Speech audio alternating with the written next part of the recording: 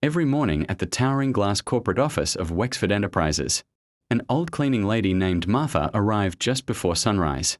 She wore the same faded blue uniform, her back slightly hunched, and her hands rough from years of labor. But her face? It glowed. She greeted every person, be it a security guard, intern, or the CEO himself, with the same warmth. "Good morning, sweetheart. You're gonna do great today." Most people smiled politely. Some ignored her.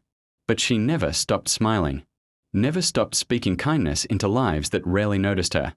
One rainy Tuesday, CEO Ethan Carter stood by the lobby window watching the storm outside. He had just come out of a brutal board meeting. Investors were angry. Profits were dropping.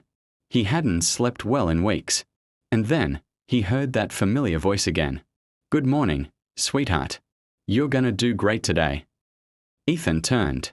There she was, Martha, with her mop and bucket, smiling at him like he was a 5-year-old on his first day of school.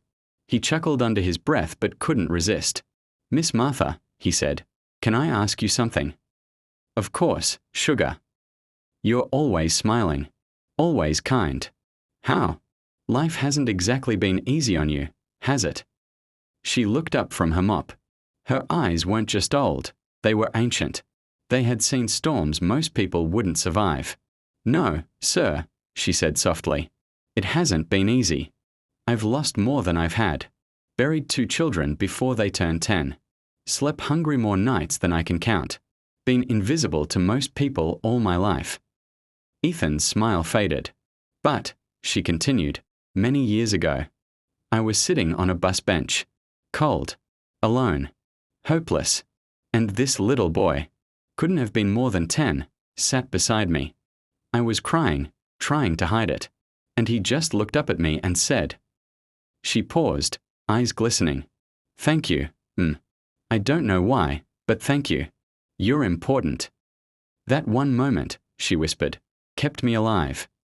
That night, Ethan couldn't sleep. He sat at the edge of his bed, Martha's words echoing in his mind. "Thank you, you're important."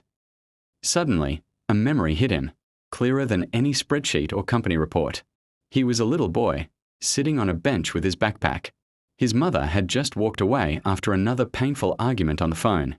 He had felt scared, alone, and beside him was an old lady, crying. He remembered how awkward he'd felt, how his small hand had nervously tugged at her sleeve. He said something his teacher had told him about being kind. He said, "Thank you, you're important." Ethan's eyes welled up. It was her. That crying woman, the one he'd spoken to as a boy, was Martha. The next morning, Martha arrived at work as usual. But this time, a note was taped to her locker. It read, "Miss Martha, I was the little boy on the bench. Your life, your words, saved me. Starting today, you are no longer a cleaning lady.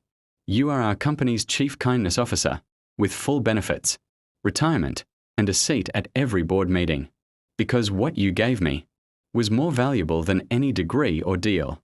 Thank you, Ethan Carter, CEO." She stood still for a moment, then wiped her tears, just like she did years ago on that bench. One kind word. That's all it takes to change someone's world. You never know when your small act of kindness will echo in someone's heart forever. Speak it. Share it. Live it.